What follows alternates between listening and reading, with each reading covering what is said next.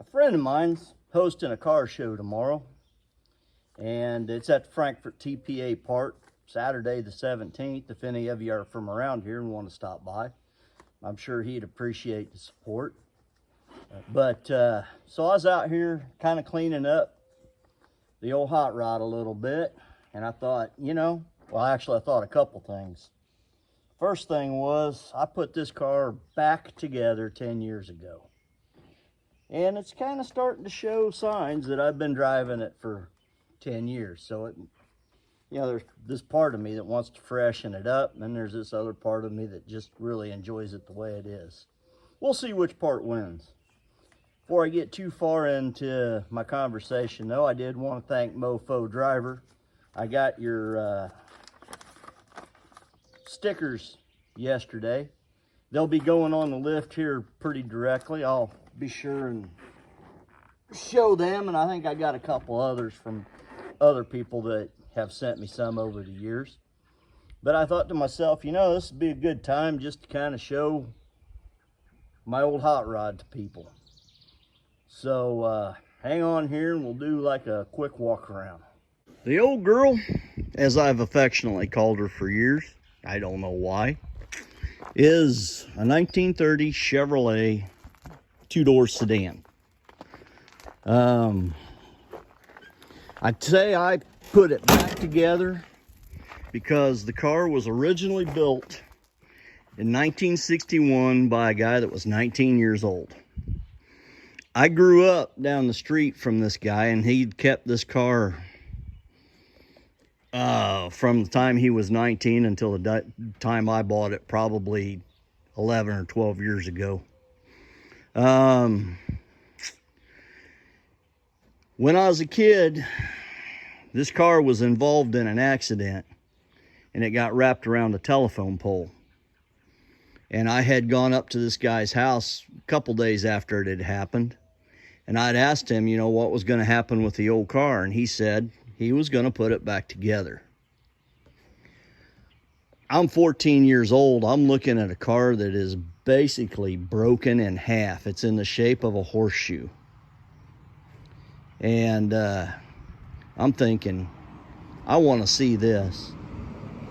So I asked him, would you mind if I came down in spare time or whatever and just helped out and seen how this goes back together? He said, absolutely, come on down. He actually put tools in my hands. He showed me some welding on this. He put wrenches in my hand. He put paint guns in my hand. And when it was done, he took me for a ride in it. You couldn't have seen a guy smile any bigger in your life than me that day. So, years go by, life happens. The car ends up, it kind of gets pushed around into storage some. It's kind of fallen in some disrepair, And after a few years of talking to him, I finally talked him into selling it to me. And it was under the condition, I told him, you let me help you with this car back in the day. I actually probably, maybe not as much as you, but I actually love this car pretty much. And I want to put it back on the road. I don't want to fix it up and sell it. I don't want to, throw it on a trailer and drag it around. I want to put the car back together and put it on the road. And he finally agreed to sell it to me. So, the first time I put it back together, I stuck really true to a lot of his original parts because I wanted to drive the car I knew as a kid. After a couple years of driving it, the only thing I really changed was I did put power disc brakes on it, on the front. Drums on the back, discs on the front, but they were power brakes because it just made it so much nicer to drive. So all that set aside, there's a little bit of the history without going into too much boring detail. But what we got here is a 1930 Chevrolet two-door sedan. It's got a 454 with big block with a power glide and a 12-bolt rear axle in it. It's a Weiand intake and two 650 Edelbrock carbs. The headers are cheap eBay headers, but they've actually been pretty dang good headers. Sitting on Riddler wheels. The chop is 5 inches. Now, according to this guy who was a 19-year-old kid when he did this, his original intent was to go 7 inches. And after sitting at stoplights for 10 years, boy, am I glad he didn't. You know, on the inside, it's pretty much is what it is. It's a basic little hot rod. Original dash, kind of modified with modern gauges. There are some things in here, though, that have some meaning to me. I will show them to you real quick. The first being the tattoo on the dashboard. While I was working on this car, my now wife was diagnosed with breast cancer. And she went through 2 years of treatments. Surgery, chemotherapy. I mean, she went through some times. And this date that's on the heart is the date that she got the paperwork declaring her cancer-free. So that I put on the dashboard for her. The MIA, the POW sticker, or magnet, I guess. I've worked at my current job for 38 years. I've been in maintenance for most of those years. I've moved around several departments. And anybody that's done this for any length of time know that there's guys that kind of follow you around that you enjoy working with, or you follow them, however it works out. And this was a friend of mine that I worked with for, I think, 16 or 17 years. And he had given me that to put on my locker, I think, at the time. And I ended up putting it in here just so that, you know, I have that little memory of him. He's still alive, but he's retired and moved away from here.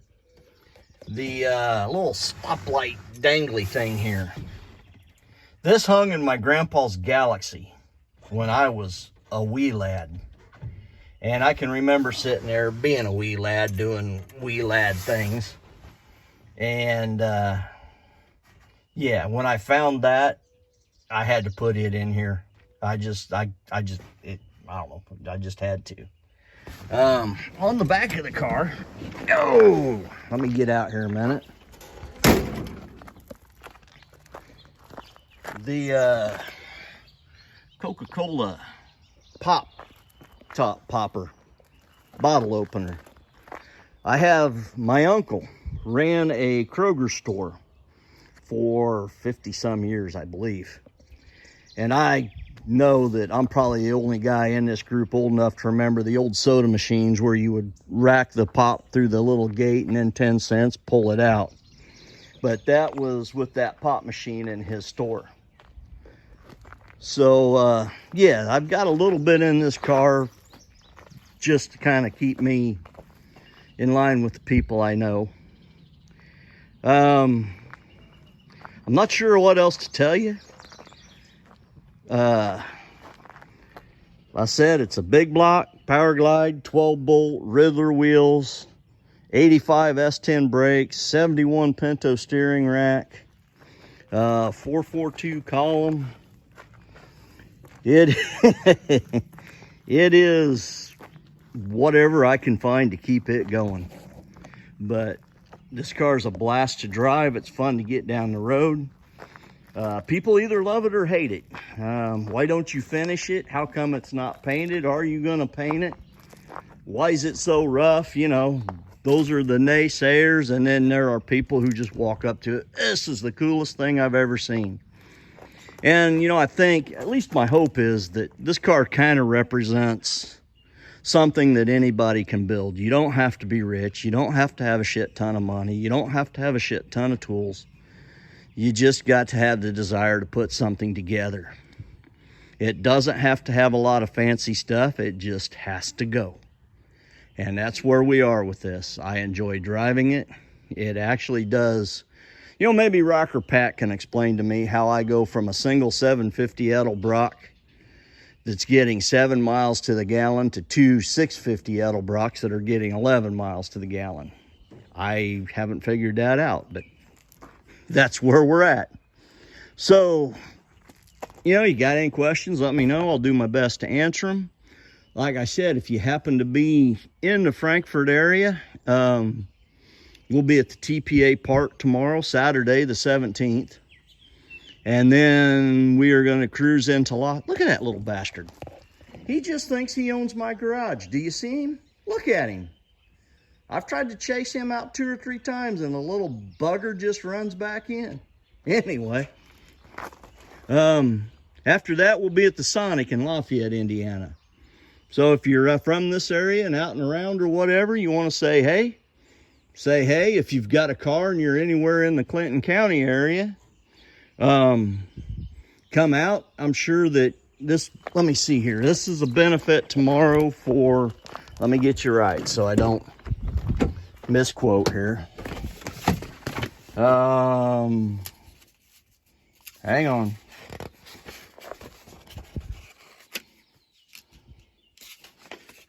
Helping Hands, the Frankfort Fire Department.